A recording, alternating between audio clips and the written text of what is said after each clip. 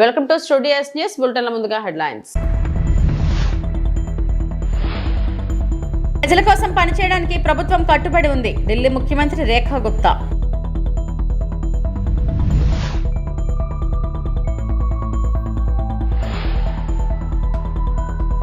Police వ్యవస్థకు YS Jagan క్షమాపణ చెప్పాలి. ఎంపీ పురంధేశ్వరి. జగన్ క్షమాపణ చెప్పకపోతే న్యాయ పోరాటం చేస్తాం. పోలీస్ అధికారుల సంఘం. ఏప్రిల్ 10న వజీరాబాద్ లోని సప్లిమెంటరీ డ్రైన్ ను పరిశీలించిన తర్వాత ఢిల్లీ ముఖ్యమంత్రి రేఖా గుప్తా మాట్లాడుతూ ఈ దశలో పురోగతిని నిరంతరం పర్యవేక్షిస్తున్నామని చెప్పారు. ప్రజల కోసం పనిచేయడానికి తమ ప్రభుత్వం కట్టుబడి ఉందని కూడా ఆమె అన్నారు. ఈ రోజు ఢిల్లీలోని దాదాపు ప్రతి పెద్ద డ్రైన్ ను మేము సందర్శిస్తున్నాం. యమునా నదిని శుభ్రపరచడం గురించి మేము ఏమి చేస్తున్నారనే ప్రశ్నలో తలెత్తినప్పుడు యమునాలోకి విడుదలయ్యే 22 పెద్ద డ్రైన్లన్నీ వాటినన్నిటినీ డిఫిల్ చేసే పని జరుగుతుంది. మరియు మేము ఈ దిశలో పురోగతిని నిరంతరం పర్యవేక్షిస్తున్నాం. గతంలో ఏసీ గదుల నుండి నడిచే ప్రభుత్వంలా కాకుండా మేము క్షేత్రస్థాయిలో ఉన్నాం మరియు మా ప్రభుత్వం ప్రజల కోసం పనిచేయడానికి కట్టుబడి ఉందని రేఖా గుప్తా అన్నారు. मंत्री जी साथ रहे और जब बात होती है कि यमुना की सफाई के लिए क्या किया जा रहा है, तो मैं आज आपको ये बताना चाहती हूँ, यमुना की सफाई के लिए ये जो लगातार 22 नाले जाकर के यमुना जी में जो गिरते हैं उनकी लगातार डिसिल्टिंग पे काम, उनके लिए नए एसटीपीज और डिसेंट्रलाइज एसटीपी बनाने का काम हर 15 दिन बाद जो विजिट हो रहा है, ये लगातार यमुना सफाई के निमित्त ही ये पूरा काम चल रहा है. और पिछली बार जो हमने विजिट किया और आज जो हमने विजिट किया, इसमें एक बहुत बड़ा फर्क आप सबने देखा. यहाँ पर जिस स्पीड में काम हो रहा है, जिस गति से मशीनें यहाँ लगी हुई है, हर एक नाले पे जो अगला जो टारगेट था सफाई का, डिसिल्टिंग का, सिल्ट निकलने का, सिल्ट यहाँ से उठाने का, वो सारे टारगेट लगातार अचीव हो रहे हैं. सरकार कमिटेड है इन सभी बड़े नालों की सफाई के लिए. एक अच्छा वातावरण जिसमें कि दूषित हवाएं ना हो और नाले अपना फ्री फ्लो में चले, जितनी हर्डल है वो हटाई जाए और नई नई मशीनें ला करके उसका डिसिल्टिंग हो. और अंततोगत्वा यमुना में जाकर के जब ये सारी ड्रेन गिरे तो वो अपने साफ स्वरूप में गिरे ताकि यमुना गंदी ना हो. इस प्रोजेक्ट के तहत आज हमने बारापुला, सुनहरी पुल और कुशक ड्रेन, ये सारी और वजीराबाद ये सब देखी. अब हम नजफगढ़ की तरफ जा रहे हैं. तो ये सारी वो ड्रेन है जिसकी और पिछली सरकारों ने कभी ध्यान ही नहीं दिया. उन्होंने कभी एसी कमरों से बाहर निकल के ये चिंता नहीं करी कि इन ड्रेन्स पे आके खड़े होने की आवश्यकता है कि काम करने की. मैं धन्यवाद देती हूँ एलजी महोदय ने लगातार इस काम को सरकार की एब्सेंस में संभाला और आज भी वो यहाँ मुस्तैद है और हम लोग सब मिलके एज ए टीम ఢిల్లీ के लोगों की सुविधा के लिए ताकि आने वाला समय जो है. పోలీసులకు యంగ్ ఇండియా స్కూల్ అత్యంత ముఖ్యమైనదని సీఎం రేవంత్ రెడ్డి అన్నారు. రంగారెడ్డి జిల్లా మంచిర్యాలలో ఆయన యంగ్ ఇండియా పోలీస్ స్కూల్ ప్రారంభించి మాట్లాడారు. పోలీస్ శాఖపై తనకు స్పష్టమైన ఆలోచన ఉందన్నారు. దేశంలో ఉన్న గొప్ప వర్సిటీలు నెహ్రూ స్థాపించినవేనని చెప్పారు. 16 నెలలైన బ్రాండ్ ఎందుకు సృష్టించుకోలేదని నన్ను కొందరు అడుగుతున్నారు. యంగ్ ఇండియాలో చదువు, ఉపాధి నా బ్రాండ్. కొందరు ఉద్యమ నేతలం తెలంగాణ ప్రదాతలమని అనుకుంటున్నారు. దేశానికే దార్శనికుడు PV Narasimha Rao young India skill వర్సిటీని స్థాపించాం. దేశ భవిష్యత్తు తరగతి గదిలో ఉంది. కేజీ టు పీజీ వరకు నిధుల విషయంలో ఎలాంటి ఇబ్బందులు రావు. యంగ్ ఇండియా పోలీస్ స్కూల్ కు 100 కోట్లతో కార్పస్ ఫండ్ ను సమకూర్చాలి. నిధుల విషయంలో ఇబ్బందులు లేకుండా చూసుకోవాలని రేవంత్ రెడ్డి తెలిపారు. యంగ్ ఇండియా పోలీస్ స్కూల్ ప్రారంభోత్సవ కార్యక్రమానికి నాతో పాటు ముఖ్య అతిథులుగా విచ్చేసిన IT and industries Mahatma Gandhi has created this title 1921 నుంచి 1930 వరకు 1931 వరకు 10 ఇయర్స్ స్వతంత్ర పోరాటంలో ఒక పత్రికను నడిపిండు. ఆ పత్రిక పేరు young India. That was the voice of India. ఈ భారతదేశం యొక్క ఆత్మ యంగ్ ఇండియాలో ఉంది. యంగ్ ఇండియా సృష్టికర్త మహాత్మా గాంధీ. ఆ స్పిరిట్ నుంచే, ఆ స్ఫూర్తి నుంచే ఈరోజు యంగ్ ఇండియా బ్రాండ్ తెలంగాణ రాష్ట్రంలో క్రియేట్ చేసుకున్నాం. అందరు ముఖ్యమంత్రులకు ఏవైనా వ్యవసాయం ఉండొచ్చు, సాగునీరు ఉండొచ్చు, భోజనం పెట్టి ఉండొచ్చు. My brand is education and employment. ఈ దేశ భవిష్యత్తే తరగతి గదుల్లో ఉందని సంపూర్ణంగా నేను నమ్ముతున్నా. ఈ తరగతి గదులను బలంగా నిర్మించినప్పుడే ఈ దేశ భవిష్యత్తు ఉజ్వలంగా ఉంటుంది. Health, education and employment is my brand. Young India is my brand. దీనికి అన్ని రకాలుగా మా ప్రభుత్వం మీకు సహకారాన్ని అందిస్తుంది. తక్కువ సమయంలో ఇంత మంచి క్యాంపస్ను క్రియేట్ చేసినందుకు అందరిని మనస్ఫూర్తిగా అభినందిస్తూ పోలీస్ శాఖ సిబ్బందికి అందరికి సూచన చేస్తున్న మీ పిల్లల్ని ఇక్కడ చేర్పించండి. వీలైనంత మేరకు మీ పిల్లల్ని ఇక్కడ చదివించుకోవడం ద్వారా మీ పిల్లల భవిష్యత్తును తీర్చిదిద్దుకోండి. గోయింగ్ ఫార్వర్డ్ ఏ విధంగా వాళ్ళకి ఇంకా మెరుగైన వసతులు ఏర్పాటు చేయాలనో అన్నిటినీ ఆలోచన చేద్దాం. ఎడ్యుకేషన్ విషయంలో ఏమాత్రం కాంప్రమైజ్ కాకండి, మనం నిర్మాణం చేసుకుందాం. పోలీస్ శాఖలో ఈ మధ్యలోనే క్రికెట్లో వరల్డ్ కప్ ఆడిన సిరాజుద్దీన్ ఈ has passed maybe 12th class. అన్ని ఎగ్జామిషన్స్ ఇచ్చి క్రికెట్లో రాణించినందుకు డిఎస్పీ కార్డర్ పోస్ట్ మీ డిపార్ట్మెంట్లో ఇచ్చిన. బాక్సింగ్ ఛాంపియన్ నిఖత్ జరీన్, ఒక అమ్మాయి బాక్సింగ్ ఛాంపియన్ అయినందుకు ఆ అమ్మాయికి కూడా డిఎస్పీ ఉద్యోగం ఇచ్చినాం పోలీస్ శాఖలో. సో ఈరోజు ఒక సిరాజుద్దీన్, ఒక నిఖత్ జరీన్ చదువులో కాదు క్రీడల్లో రాణించినా కూడా గ్రూప్ 1 క్యాడర్ డిఎస్పీ పోస్టులు వచ్చినాయంటే మీరు మీ పిల్లలకు ఆ స్ఫూర్తిని ఇవ్వండి. ఆ క్రీడాకారులు మీ పోలీస్ శాఖనే కాబట్టి అప్పుడప్పుడు వాళ్ళని ఇక్కడికి వచ్చి పిల్లలతో ఇంటరాక్ట్ అయ్యే విధంగా వాళ్ళను వీక్లీయో మంత్లీయో ఎవ్రీ 15 డేస్కో ఎప్పుడు వాళ్ళకి సమయం దొరికినా ask them to spend some time with this kids. దాంతో పిల్లలు ఇన్స్పైర్ అవుతారు. దాంతో వాళ్ళు కూడా ఒక బాధ్యత, వాళ్ళకు కూడా వాళ్ళ స్ఫూర్తితోని కొత్త క్రీడాకారులు తయారవుతే వాళ్ళకు కూడా వాళ్ళ వృత్తి సంతృప్తినిస్తుంది. ఆ విధంగా వాళ్ళకు కూడా డైరెక్షన్ ఇవ్వాల్సిందిగా డీజీపీ గారికి నేను ఆదేశిస్తూ ఇంత మంచి కార్యక్రమాన్ని ఏర్పాటు చేసిన మీ అందరికీ మనస్ఫూర్తిగా అభినందనలు తెలియజేస్తూ మీ దగ్గర సెలవు తీసుకుంటున్నాను. ధన్యవాదాలు మిత్రులారా. తిరుమల శ్రీవారిని అర్జున్ సన్ ఆఫ్ వైజయంతి చిత్ర బృందం దర్శించుకుంది. గురువారం విఐపి ప్రారంభ విరామ దర్శన సమయంలో నందమూరి కళ్యాణ్ రామ్, నటి విజయశాంతి, దర్శకుడు ప్రదీప్ చిలకూరి స్వామివారి సేవలో పాల్గొన్నారు. టీటీడీ అధికారులు వీరికి స్వాగతం పలికి దర్శన ఏర్పాట్లను చేశారు.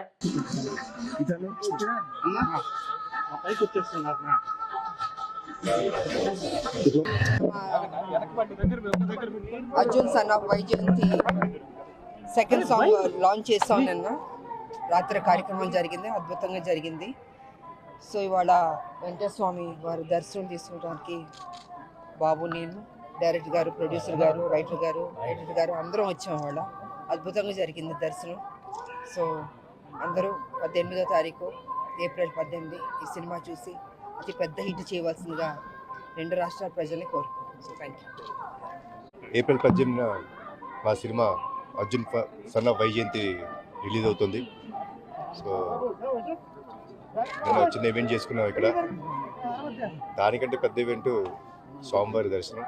సో ఆయన దర్శనం చేసుకొని ఆయన ఆశీర్వాదం తీసుకొని మేము ముందుకు రాబోతున్నాం. మీరందరూ మమ్మల్ని ఆదరిస్తారని మనస్ఫూర్తిగా కోరుకుంటున్నాం. అనకాపల్లి జిల్లా నక్కపల్లి మండల కేంద్రంలోని మంత్రి స్వగృహం వద్ద హోంమంత్రి అనిత ప్రజా దర్బార్. ప్రజల నుంచి అర్జీలు స్వీకరిస్తున్న హోంమంత్రి అనకాపల్లి జిల్లాలోని వివిధ నియోజకవర్గాల నుండి ప్రజా దర్బార్ కు తరలివచ్చిన అర్జీదారులు కొన్ని సమస్యలు తక్షణమే పరిష్కారం, మరికొన్ని సమస్యలు పరిష్కారానికి చర్యలు తీసుకోవాలని అధికారులను ఆదేశిస్తున్న హోంమంత్రి.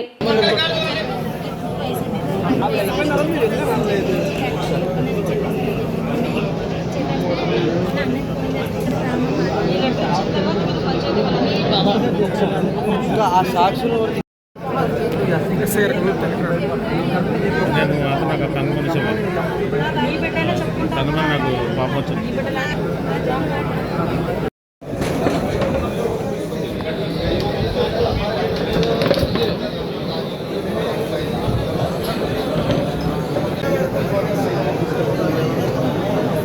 సైడ్ తల ఉంది.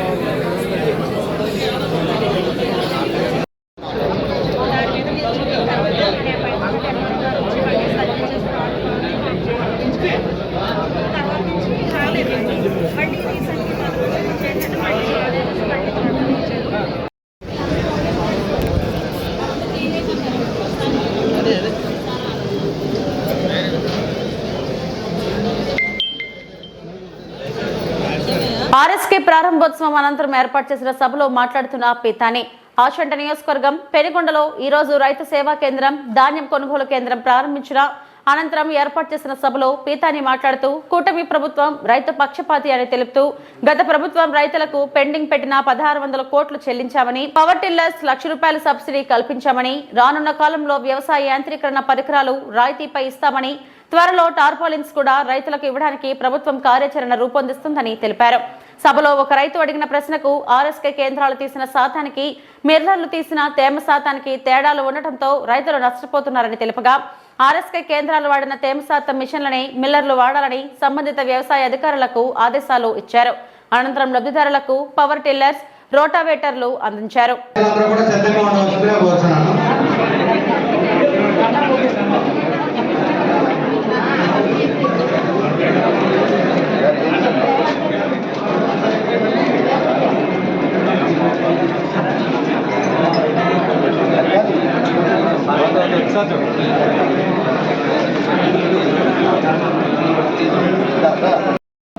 హృదయపూర్వక అభినందనలు, ధన్యవాదాలు అర్పించుకుంటూ ఈనాడు వేదికలో ఉన్న పెద్దలందరికీ హృదయపూర్వక అభినందనలు, ధన్యవాదాలు అర్పించుకుంటూ ఈనాడు ప్యాడీ ప్రొక్యూర్మెంట్ సెంటర్స్ సంబంధించిన రైతుకి సంబంధించిన ధైర్యాన్ని ఇవ్వడానికి ఇది ఒక ప్రొక్యూర్మెంట్ సెంటర్ ఉంది.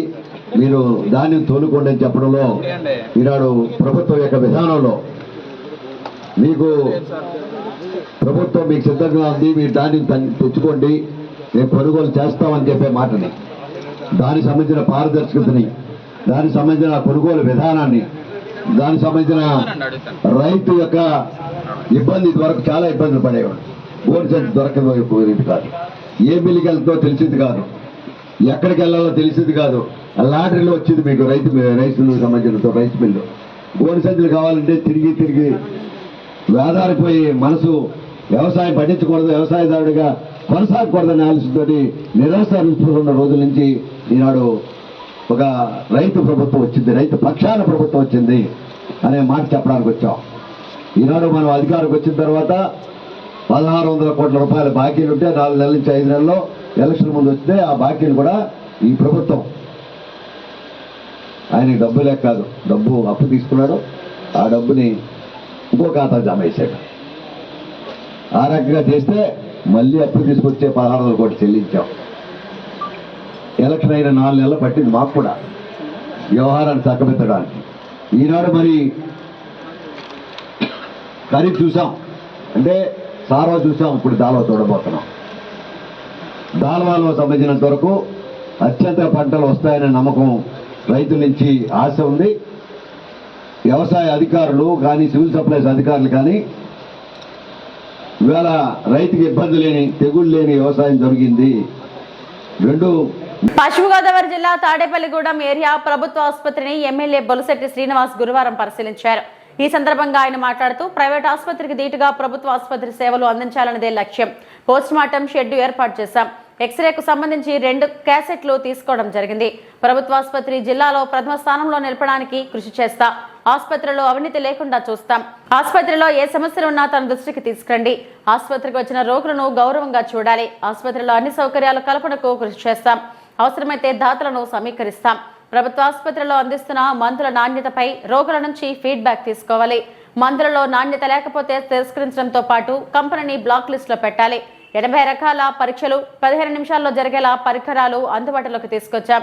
టెక్నికల్ సిబ్బంది కొరతను అధిగమించేందుకు చర్యలు తీసుకుంటున్నాం. మంత్రి శ్రీనివాస్ వర్మ చేతుల మీదగానే డయాలసిస్ సెంటర్ కు శంకుస్థాపన చేయిస్తాం. MCH కాంట్రాక్టర్ తో సమావేశం ఏర్పాటు చేయాలి. ప్రసూతి వార్డులో 2 ఏసీలు ఏర్పాటు చేయాలి.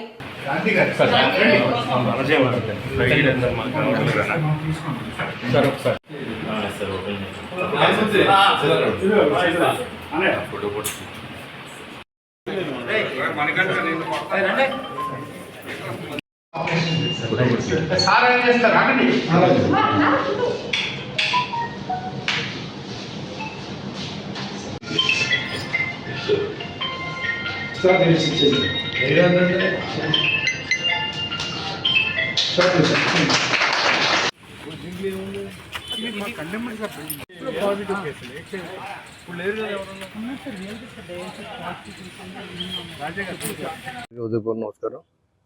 మరి ఈరోజు గవర్నమెంట్ హాస్పిటల్ని ఒకసారి తనిఖీ చేసి నా కోరిక ఒకటే, ప్రైవేట్ హాస్పిటల్లో ఎలా ట్రీట్మెంట్ జరుగుతుందో అదే విధంగా ఇక్కడ కూడా చేయించాలనేది నా ఉద్దేశం. దానికోసం మనం వచ్చిన తర్వాత చాలా మార్పులు చేసుకుంటూ వచ్చాం. మరి మీ అందరూ సహకారంతో ఇవాళ పాత్రికేయ మిత్రులు చెప్పింది వాస్తవమైనప్పుడు ఖచ్చితంగా దాన్ని ఫాలో అవుతున్నాం. పోస్ట్ మార్టం సెట్ లేదని చెప్పి ఆ రోజు చెప్పడం జరిగింది. ఆ రోజు పోస్ట్ మార్టం సెట్ కూడా కుక్కలు పీకుతూనే శవాలనే పరిస్థితిలో ఉంది అని చెప్పడంతోనే రెస్పాండ్ అయ్యి ఇవాళ పోస్ట్ మార్టం సెట్ కూడా వేయించడం జరిగింది. అదేవిధంగా ఎక్స్రే మిషన్ దానికి సంబంధించినటువంటి క్యాసెట్లని, కొత్త క్యాసెట్లు తీసుకుని ఇంకో 2 క్యాసెట్లు తీసుకోవడం జరిగింది.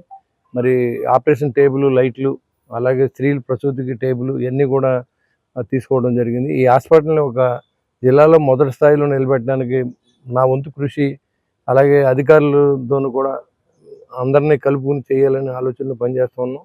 పాత్రికేయ మిత్రులందరికీ మీకు చెప్తే, మీ దగ్గరికి ఏం లోపాలు వస్తే మనం ఏంటంటే అధికారులతో చేయించాలి తప్ప అది అలర చేసినంత ఉపయోగం లేదు.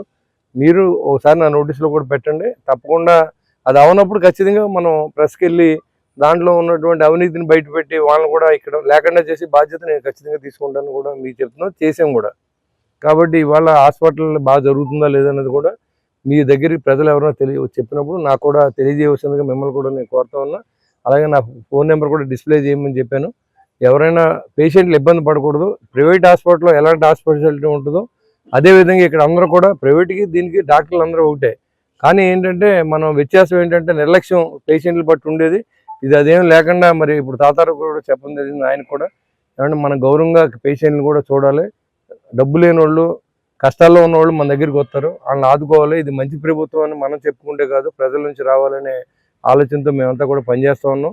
మీ ఆశీర్వదించండి. అదేవిధంగా ఈ హాస్పిటల్లో అది లేదు ఇది లేదు అనుకోండి, అన్నీ చేయించే విధానం మేము చేపడతాం. అవసరమైతే డోనర్స్ని కూడా తీసుకుని ఈ హాస్పిటల్లో అన్ని సదుపాయాలు అరేంజ్ చేస్తాం.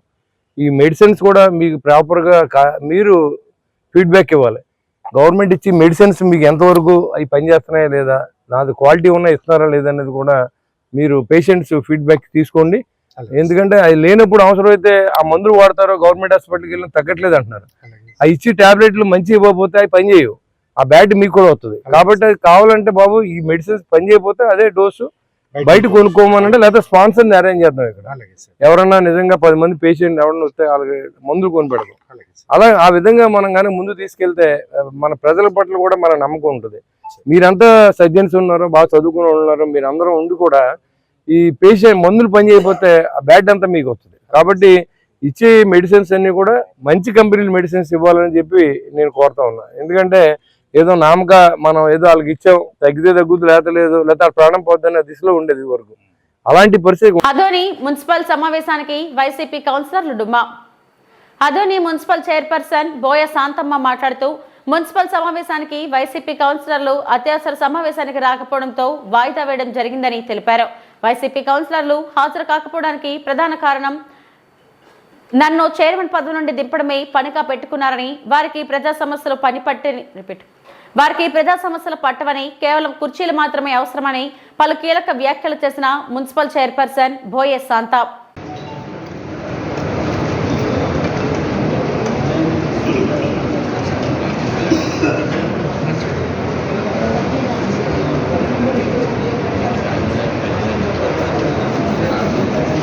రెచ్చిపోతున్న మాఫియాలను అడ్డుకుంటాం. బీజేపీ అదోని అసెంబ్లీకి కో కన్వీనర్. అదోని అసెంబ్లీలో రెచ్చిపోతున్న ఇసుక మాఫియాను అడుగున ప్రభుత్వం అధికారులు సహకారంతో అడ్డుకొని తీరుతామని BJP assembly co convener Nagaraju Goud, జిల్లా అధికార ప్రతినిధి అదోరి విజయకృష్ణలు స్పష్టం చేశారు. బుధవారం ఆ పార్టీ అసెంబ్లీ కార్యాలయంలో సెంట్రల్ నగర అధ్యక్షుడు నాగార్జున అధ్యక్షతన ఏర్పాటు చేసిన విలేకరుల సమావేశంలో వారు మాట్లాడుతూ అక్రమ ఇసుక రవాణా విషయంలో వచ్చిన ఆరోపణలపై స్పష్టమైన వివరణ ఇచ్చారు. ప్రభుత్వ నిబంధనలకు వ్యతిరేకంగా అదోని అసెంబ్లీలో రెచ్చిపోతున్న ఇసుక మాఫియాను నియంత్రణ చేయడంలో బీజేపీ కార్యకర్తలు, సైనికులు పనిచేస్తారన్నారు. నిబంధనలకు విరుద్ధంగా తిరిగే ప్రతి టిప్పర్పై, ప్రతి ట్రాక్టర్పై ఎప్పటికప్పుడు ప్రభుత్వం అధికారులకు, సౌండ్ టాస్క్ ఫోర్స్ అధికారులకు ఫిర్యాదు చేస్తామని స్పష్టం చేశారు. తమపై ఆరోపణలు చేసే అక్రమ ఇసుక రవాణాదారులు నిరూపించగలరని సవాల్ విసిరారు. ఈ సమావేశంలో నార్త్ పట్టణ అధ్యక్షులు మహదేవ్, పెద్ద తుంబలం మండల అధ్యక్షులు గోపి, సదాపురం మండల అధ్యక్షుడు ఉషరాజ్, నాయకులు మధుసూదన్ శర్మ తదితరులు పాల్గొన్నారు. సక్రమమా అనేది మాకు తెలియదు. మాకు అది ఆ టిప్పర్లో అక్రమంగా పోతుందన్నటువంటి ఉద్దేశంతో అధికారులకు ఫిర్యాదు చేయడం జరిగింది. మేము రాతపూర్వకంగా కూడా అధికారులకు ఫిర్యాదు ఇచ్చాం. మేము ట్రాక్టర్లను 6 టిప్పర్లను అధికారుల సమక్షంలో ఆపిన మాట వాస్తవమే, తప్పని ఎవరు చెప్పడం లేదు, మేము చేయలేదని చెప్పడం లేదు. మేము ఆపాము, వాటిని అధికారుల సమక్షంలోనే పోలీసు యంత్రాంగంకి అప్పచెప్పడం జరిగింది. దాంట్లో పోలీసుల ద్వారా రిసీవ్డ్ కాపీగా తీసుకున్నాం. అది అక్రమమా సక్రమమా అది విచారణలో తేలుతుంది, మేము కాదు కదా డిసైడ్ చేసేది. అయితే నిన్న ఆ లారీ డ్రైవర్ లంకరాజు అనుకుంటా చెప్తూ నేను సాయి అక్రమంగా మేము బెదిరించి టిప్పర్ని ఆపి అని అన్నాడు. అదంతా కూడా అధికారుల సమక్షంలో అధికారులు చేసినదే. ఇప్పుడు భారతదేశ పౌరునిగా, ఆదోని పౌరునిగా అక్రమంగా రవాణా జరుగుతున్నటువంటి సందర్భంలో దాన్ని పోలీసుల దృష్టికి తీసుకెళ్ళి, లేకపోతే రెవెన్యూ యంత్రాంగం దృష్టికి తీసుకెళ్ళి వాళ్ళ ద్వారా ఆపే హక్కు ఏ పౌరునికైనా ఉంది. దాన్ని కాలడానికి ఎవరి చేత కాదు. అంటే అదే పని మేము చేశాం. ఎమ్మెల్యే గారు దీని విషయంలో, అక్రమ రవాణా విషయంలో కావచ్చు, అవినీతి విషయంలో కావచ్చు, కఠినంగా వ్యవహరిస్తున్నారు. దాన్ని మేము ఇంప్లిమెంట్ చేస్తున్నాం. ఏదైతే చట్టం ఉందో ఆ చట్టాన్ని ఇంప్లిమెంట్ చేస్తాం. ఇదే తరుణంలో గత 3 నెలలుగా సంబంధిత రెవెన్యూ అధికారుల దృష్టికి, సంబంధిత పోలీస్ శాఖ దృష్టికి, సంబంధిత మండల అధికారుల దృష్టికి కూడా అక్రమంగా ఇసుక రవాణా జరుగుతుంది. అక్రమంగా ఇసుక రవాణా చేయడం వల్ల అందాల్సినటువంటి ప్రజలకు ఇసుక నాణ్యమైన ధరకు, అంటే తక్కువ ధరకు దొరకకపోవడము.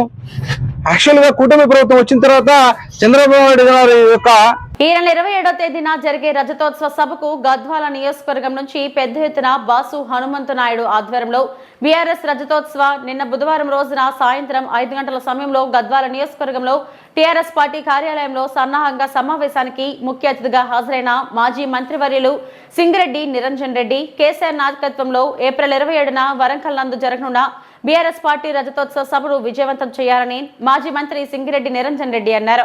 బుధవారం గద్వాల నియోజకవర్గం బీఆర్ఎస్ పార్టీ ఇన్ఛార్జ్ బాసు అధ్యక్షత జిల్లా పార్టీ కార్యాలయంలో జరిగిన సన్నాహక సమావేశానికి హనుమంతరాయుడు ఆధ్వర్యంలో ముఖ్య అతిథిగా మాజీ వ్యవసాయ శాఖ మంత్రివర్యులు సింగిరెడ్డి నిరంజన్ రెడ్డి హాజరయ్యారు. గద్వాల నియోజకవర్గం నుంచి తరలివచ్చిన కార్యకర్తలకు నిరంజన్ రెడ్డి దిశానిర్దేశం చేశారు. ఈ సందర్భంగా మాజీ మంత్రి మాట్లాడుతూ 18 రోజులలో నాయకులు మండల గ్రామ సమావేశాలు, పార్టీ పతాక ఆవిష్కరణ చేసి సభ విజయవంతం చేయటకు కృషి చేయాలని, రజతోత్సవ సభను విజయవంతం చేయటకు గ్రామాన సమావేశాలు, సోషల్ మీడియా వేదికగా ప్రచారం నిర్వహించి కార్యకర్తలను ప్రోత్సహించాలని కోరారు.